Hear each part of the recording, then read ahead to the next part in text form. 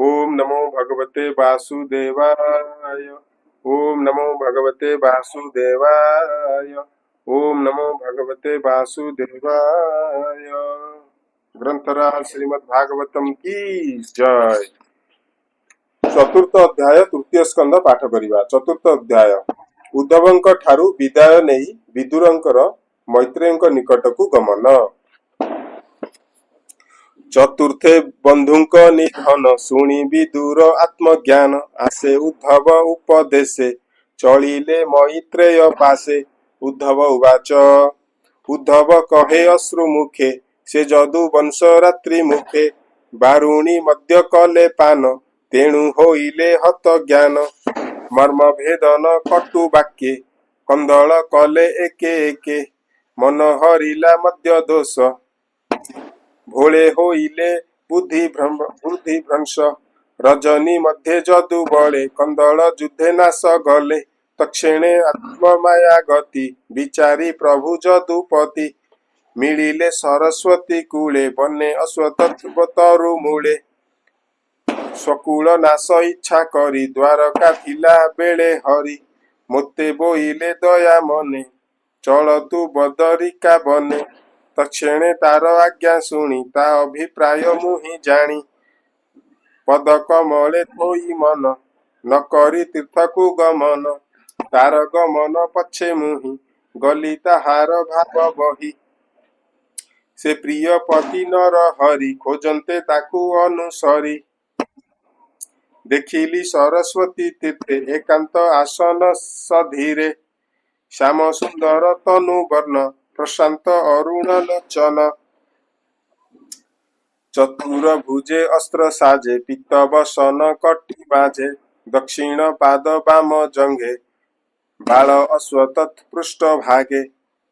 एबे हो कुरु वीर शुण मैत्रेय मिलिले से स्थान व्यास मुनिक सखा हंती आनंदे भुवने भ्रमंती। तक्षणे कृष्ण पासे जाई पादे न मिले शिर देई मुहि शुणई अनुरागे जेबा बोइले कृष्ण भावे। श्री भगवान उवाच उद्धव शुण मो वचन मुहि जानिली तोर मन दुर्लभ ज्ञान देवी तोते संसारु तरी बुझे मनते। पूर्वे ब्रह्मार यज्ञ काले सकल वसुंकर बेले कल्पिलु जागे इष्ट सिद्धि मोर चरणे ध्याने बंदी।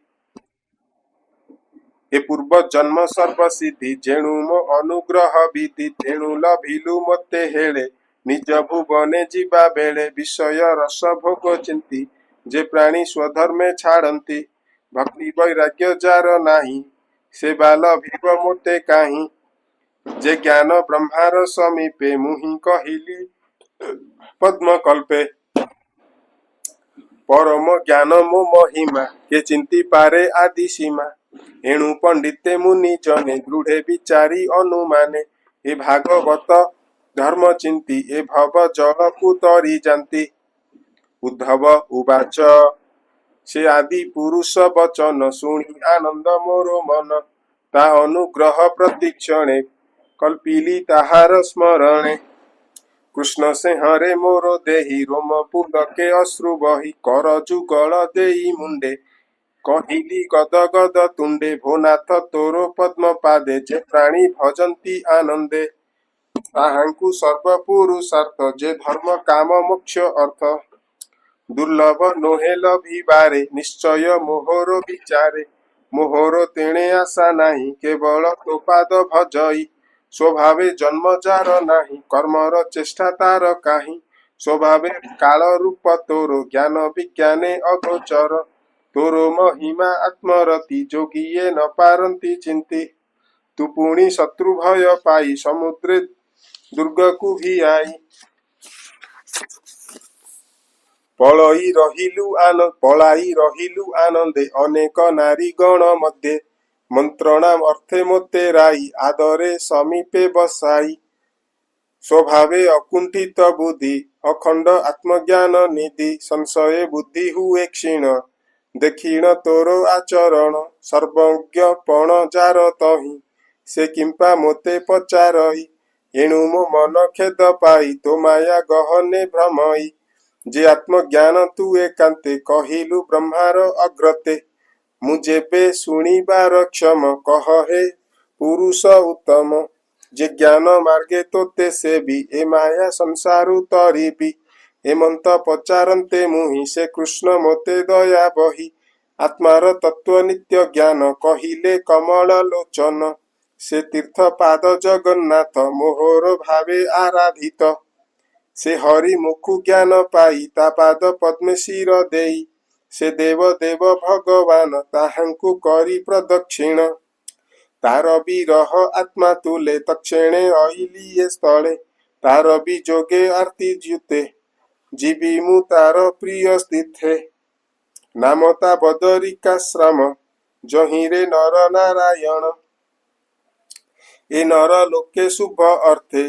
तप आराधि दृढ़ चित्ते अछन्ति नर नारायण सुख बोलन्ति राय शुण श्री शुक उवाच सुहृद बंधु बंध बद्ध बाणी उद्धव मुखु ताहा शृणि दुस्सह दुःखता मनर ज्ञाने संहरिला विदुर कही उद्धव चली जान्ति विदुर पड़े पाद कही उद्धव चली जान्ते विदुर पड़े पाद गते पुणी विश्वास तांकु करी बोले चरण शिरे धरी विदुर उवाच उद्धव शुण मो वचन तोर ठाकुर भगवान से ज्ञान कहिछन्ति जेते उद्धव कह मो अग्रते जे ज्ञान ध्यान सुख भोले पशिबी ता पाद कमले उद्धव उवाच शुण विदुर मो वचन से जोगेश्वर भगवान शरीर छाड़िबार काले मैत्रेय मुनि की निश्चले संपूर्ण ज्ञान तांकु देले निज भुवने निजे विजे कले तू एबे चल तांको पास निर्मल भक्ति उपदेश से तोते देवे दिव्य ज्ञान एमंत कहिबे निजन फुलिने बंचिले रजनी निष्फले हरि भाव घेनी कृष्ण चरित कीर्तन रे बंधु विजोग पाशोरिले एमंते पाहिला रजनी कृष्ण भक्ति भाव घेनी उद्धव गला तो सोमने मिलिला बदरिकाश्रमे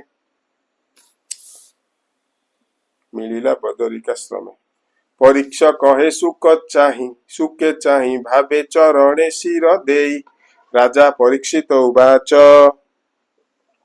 भो मुनि असंभव बाणी मुहि तुम्भर मुखु शुणी संशय रहिला मो मने पुछई तुम्भ सन्निधाने ब्राह्मण सापे जदु बळे नसिले रणे मध्य भोळे जुथिपतिंक मध्ये मुख जुथपतिंक मध्ये मुख्य उद्धव अटई प्रत्यक्ष ए बड़ संशय मोचित उद्धव बंचिला के मनते ए बड़ संशय मोचिते उद्धव बंचिला के मनते जहि गोविंद देह गला ए बाके मनते उबुरिला शुणी कहन्ति सुक मुनि आनंदे हरि भाव घेनी श्री शुक उवाच ब्राह्मण साप अपदेश निश्चय रहिब जदु वंश हेमंत जानी भाव ग्राही निकटे उद्धव बसाई आत्ममरण परिमाणी मने चिंतिले चक्र पाणी ए मोर तत्व ज्ञान जेते मु गले जीव मो संगते ए ज्ञान देले मु उद्धरे ए ज्ञान देले मु उद्धवे प्राणी तरिबे एही भावे हेमंते मने विचारिले उद्धवे तत्व ज्ञान देले बोइले साध ज्ञान ब्रह्म ए जे उद्धव मोर सम ए ज्ञान प्राणी की बुझाऊ एणु ए नर लोके रहु उद्धव कहिबे जे मन्ते प्राणीए जीवे से ही पथे एणु त्रिलोक गुरु हरि ज्ञाने उद्धव कु उद्धारी तेणु गोविंद बोले गला बद्रिकाश्रमे मिलिला समाधि करी घोर बने पूजिला गोविंद चरणे हेमंते उद्धवर बाणी विदुर सावधाने शुणी कृष्णर लीला अवतार जे गुण गाथा कर्म तार शरीर छाड़िले जे मन्ते ए सर्व कथा स्मरी चिते कृष्णर स्नेह देई मन चलन्ते करई रोदन केतेहे दिन बने गला कालंदी तटरे मिलिला तहु चलिला गंगा तीरे जहि मैत्रेय मुनि बरे कहई विप्र जगन्नाथ तृतीय स्कंदे भागवत विदुर उद्धव संवाद शुणन्ते न लागे प्रमाद सृजने एणे दीन वंच कृष्ण भकति हृदय संच इति श्रीमद्भागवते महापुराणे परमहंस्यां संहितायां तृतीय स्कंदे विदुरोद्धव संवादे चतुर्थ अध्याय समाप्त। तृतीय स्कंद। ग्रंथराज श्रीमद्भागवतम की जय।